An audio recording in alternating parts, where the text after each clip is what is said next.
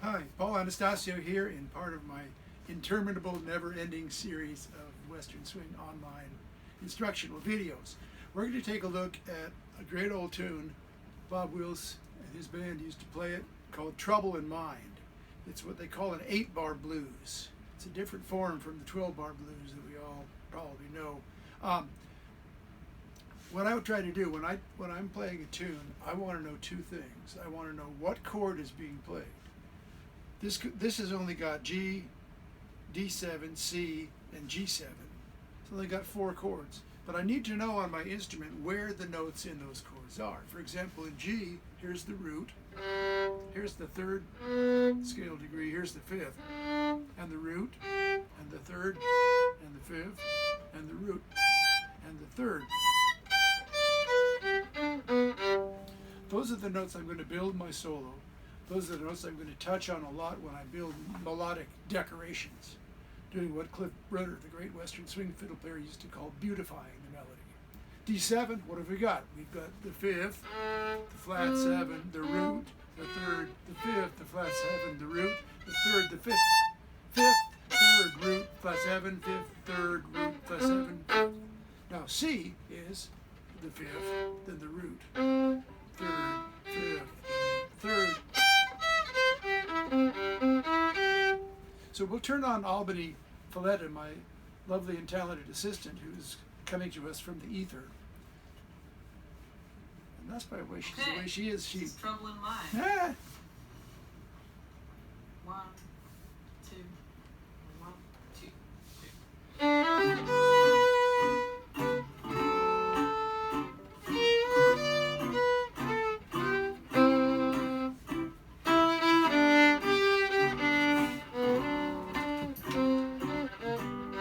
I'm going to do an improv with just chord tones. Now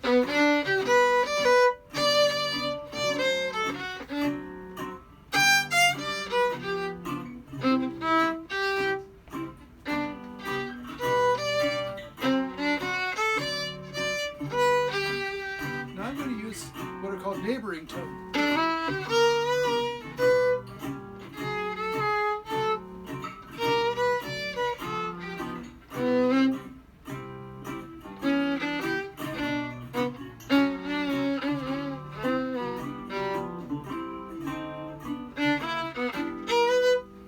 So, I'm going to burn through. Okay, this is Trouble in Mind. In addition to being able to arpeggiate the chords, in other words, G, D7, G7, C. I want to preface each note with what's called a chromatic lower neighboring tone. You hear it all the time. The chromatic lower neighboring tones are the notes that are a half step below the chord tones. So a good little exercise, and I'll print up something. And by the way, you can get in touch with me and I'll get you Finale documents and PDF files so that you can see the basic melodies to a bunch of these tunes. So don't hesitate to email me. I'm here to help. So here's that exercise over the G chord. I'm going to play the chromatic lower neighbor to each chord tone as they come along.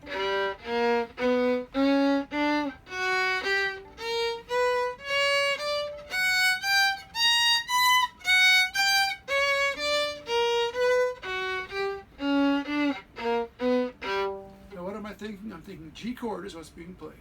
I'm playing the flat 3rd to the 3rd, flat 5th to 5th, major 7th to root, flat 3rd to 3rd, flat 5th to 5th, major 7th to root, and then flat 3rd. It's a good little way to decorate up a melody because you can put in a note that's pretty dissonant. Like that stands out as pretty dissonant. This is even more. If you stop there, it probably wouldn't sound too good, but we're introducing a little plot twist of consonants, but the consonance is preceded by dissonance. Let's have Albany do that again, and I'll demonstrate doctoring up a melody by using chromatic lower neighboring tones.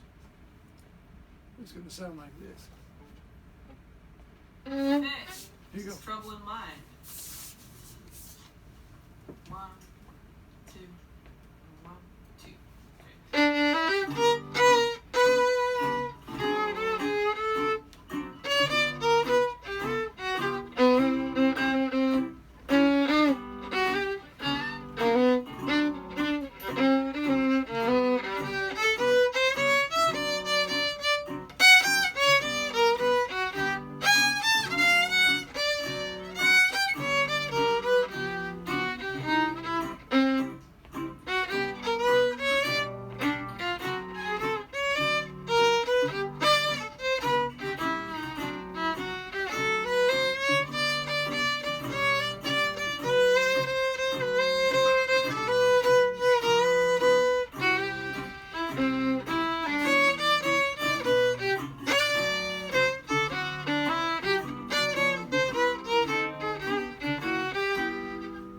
So what I've done is I run my chords, my arpeggiated chords, but I run them with neighboring tones preceding each chord tone. So my G exercise, and I'll have this printed up and you can get it.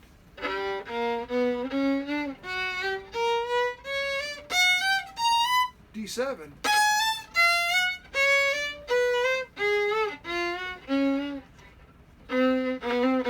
C is.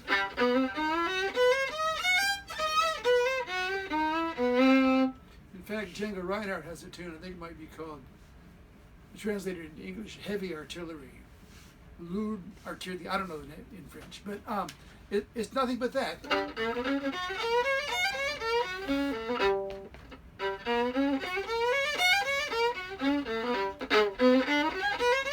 Etc. It goes on like that. So you want to know those neighboring tones. The other neighboring tones that you're going to want to do are the upper neighbors. We'll have Albany play Trouble in Mind, and I'm going to decorate the melody with diatonic upper neighboring tones. That's the fancy way of saying the note above our target chord tone. Chord tones are always targets. Every little thing I do, I'm going to do some little skidoo here and diddly-ad over here, but it's all going to be little chunks of maybe 2 or 3 notes, 4 notes maybe at the most, targeting the happy ending consonant chord tone. So we're going to listen to this Trouble in Mind, and I'm going to do.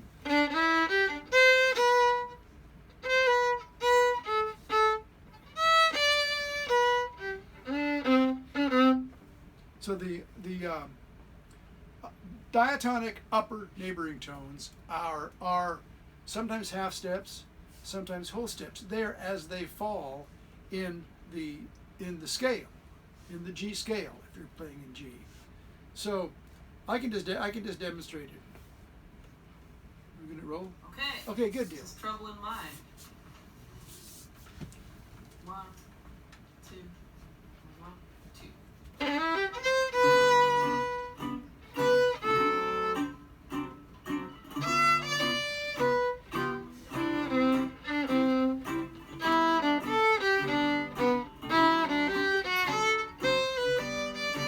I'll open it up a little bit more. All diatonic upper neighboring tone.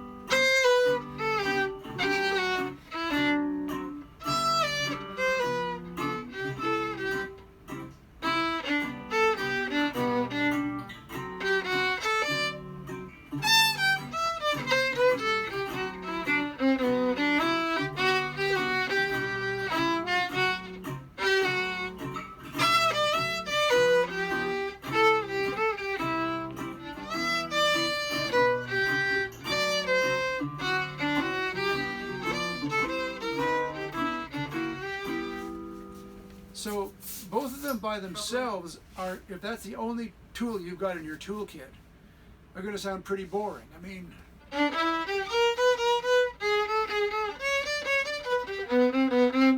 the minute it becomes predictable, it's less impactful, if that's even a word.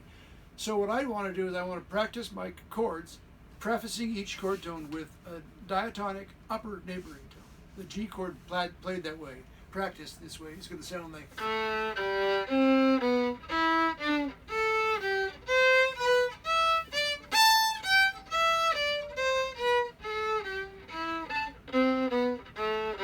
Now I know going down it just sounds like a G scale, but I'm not thinking that way. I'm thinking upper neighbor, target, upper neighbor, target. Technically they're passing tones when you run from one to the next. But I'm treating them as I'm thinking of them as neighboring tones, which is why I call them that. So I could mix. I'll do one more treble in mind, and I'm going to do it with you mixing up diatonic upper neighboring tones with chromatic lowering neighboring tones, and hopefully it'll start to sound in the vicinity of music. We'll find out. Okay, this is trouble in mind. 1, 2, 1, 2, 3.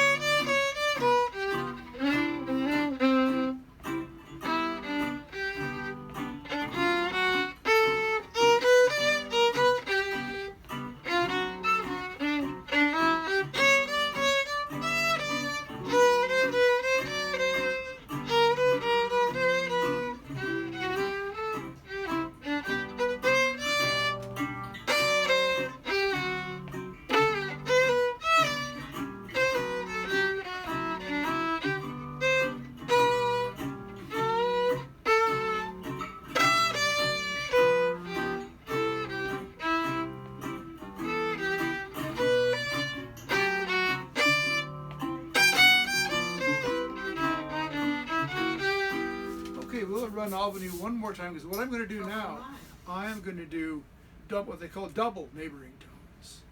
I call this particular double neighboring tone the April in Paris neighboring tones, because that great old song,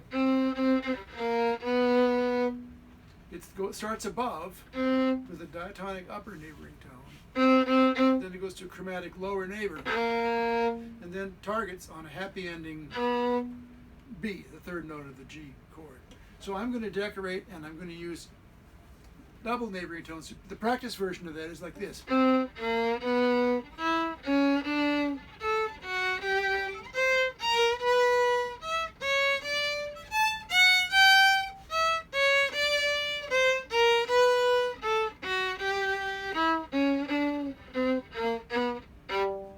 going to use that to death in this next version of Albany playing it.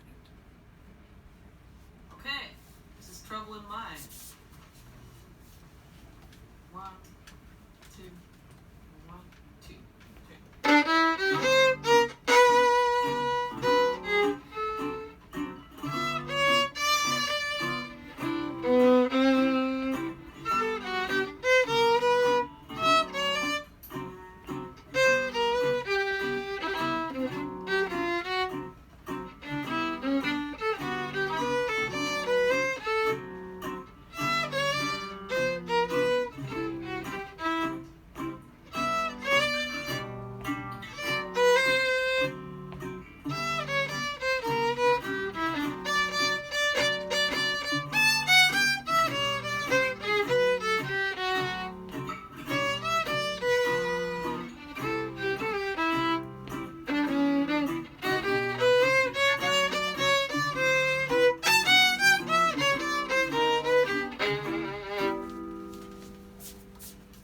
I'm not sure I'd say that's actual music, but it uses a lot of the same notes as music.